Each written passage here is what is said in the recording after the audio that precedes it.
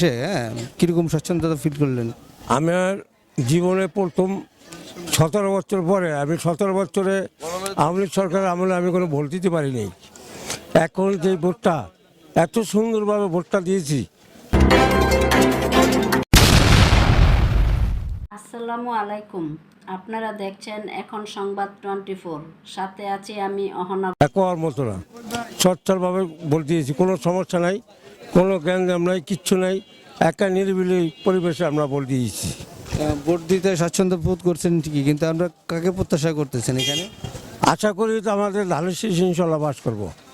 ধানের শীষে জয়যুক্ত হলে নবীউল্লাহ নবী সাহেব আপনাদের জন্য কি ধরনের প্রত্যাশা পূরণের আশ্বস্ত করেছেন? আমাদের নেতা আমাদেরকে বলছে যে আমরা যদি পাস করি তো দেশের জনগণ নিয়ে একসাথে কাজ করবো ইনশাল্লাহ। আপনার প্রত্যাশা পুরোপুরি এখনো শিওর হতে পারেনি না?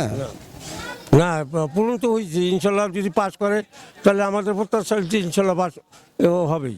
ওনার বিরোধী দলীয় যে কামাল সাহেব আছেন, আপনি ওনাকেও কি ইয়ে করেন না, আশা করেন না? না, সেটা আমি কেমনে করবো? আমি তো ধানের শীষের প্রতীক নিয়ে কাজ করতেছি, তাহলে আমি দাঁড়িপাল্লা নিয়ে আমি কেমনে কথা বলবো?